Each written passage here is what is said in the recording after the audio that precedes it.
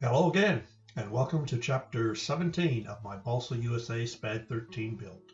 The project has been moving along quite nicely now, and I'm pleased with the results.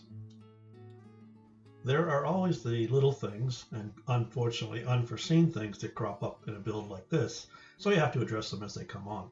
One issue that did crop up was the rudder servo, which I had problems with. It was shuddering, so I had to replace that with a new Savox servo. The engine mounting and engine systems hookups were the next thing that I had tackled, and this was coming along fairly nicely with not too many surprises.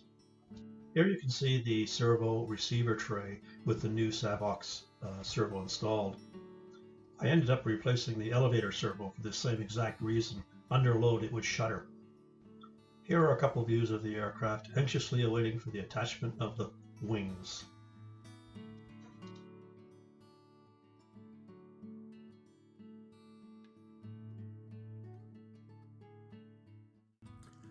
So, welcome back to my shop.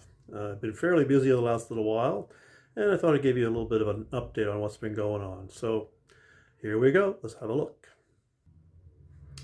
So there she is on her wheels, and she does sit tall and proud. I'm telling you, that is way up in the air compared to any airplanes I've built before.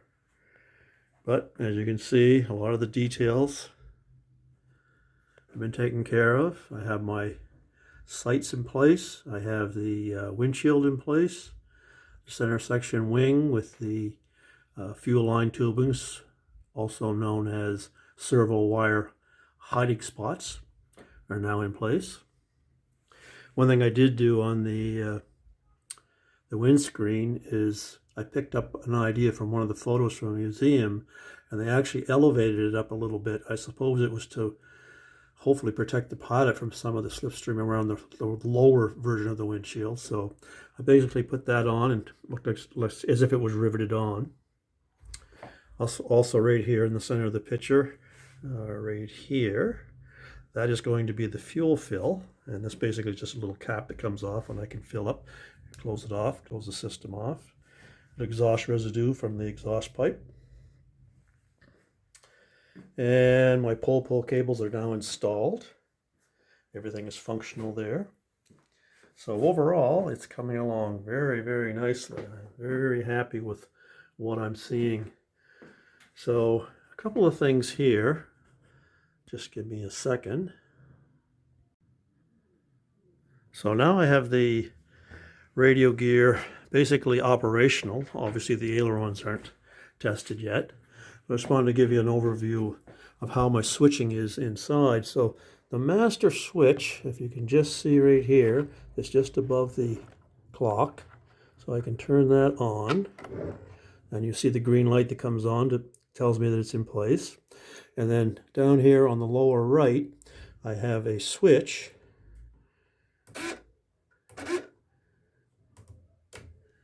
Right here, it's going to be my ignition. Make sure I get it the right way here, folks. Oh, here we go. There we are.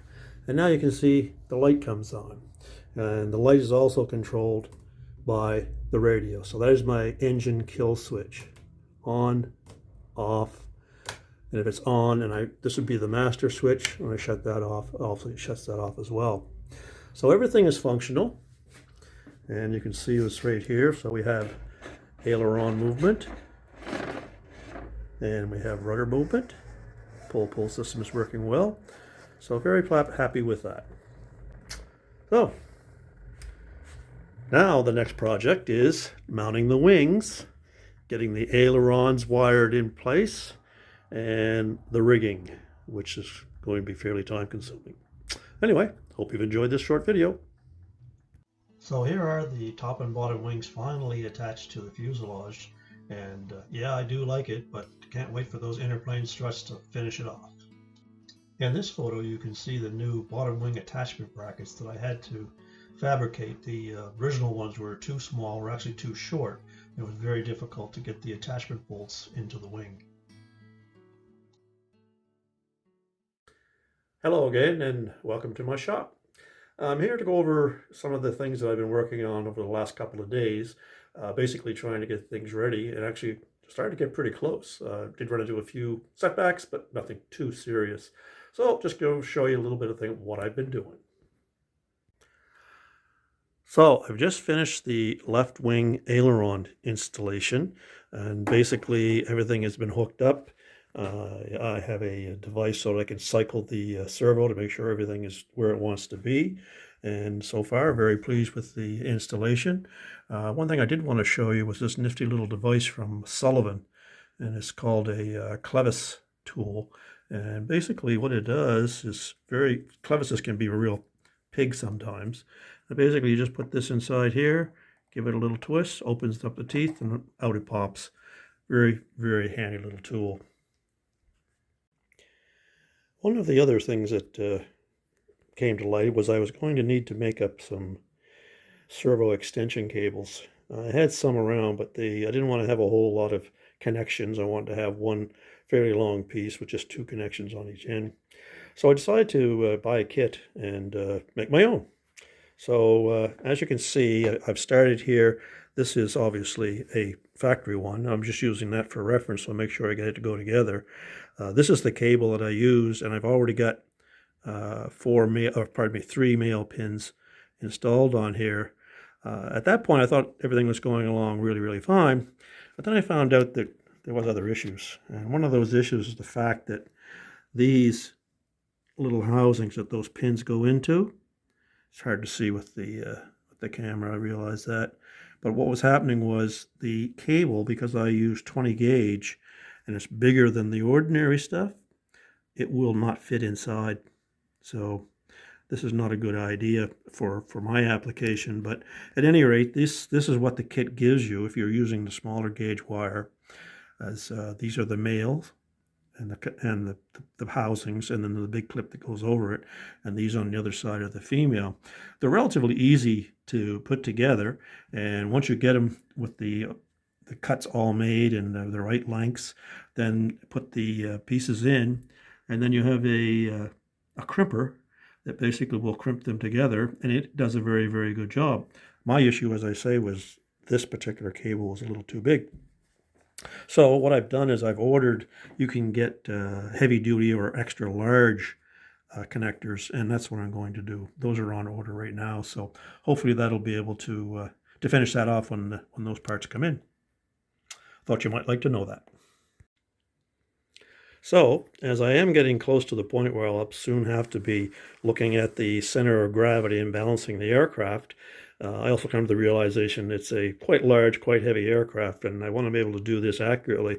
So a little bit of online research, and I found this on there. It's called the Vanessa Balancing Rig, or CG rig. And basically, this plan here, there's actually 4 or 5 pages. You can go online. You can also go online and find a bunch of videos on how it operates and how to construct your own. So I've decided this is the route that I'm going to go, and I basically have the bracket shown here made up, and now it's just a matter of getting some of the rope that's required, and I have everything else. And once it's time for that particular act, the balancing act, to happen, I hope to make a video of that so you can see how it works out, in fact, because this is a biplane, it's a little more involved than it is with just a single wing airplane. So we'll see how that works out.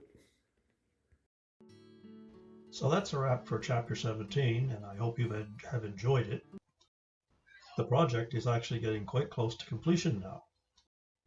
Next chapter, rigging of the wings. Stay tuned, more to come.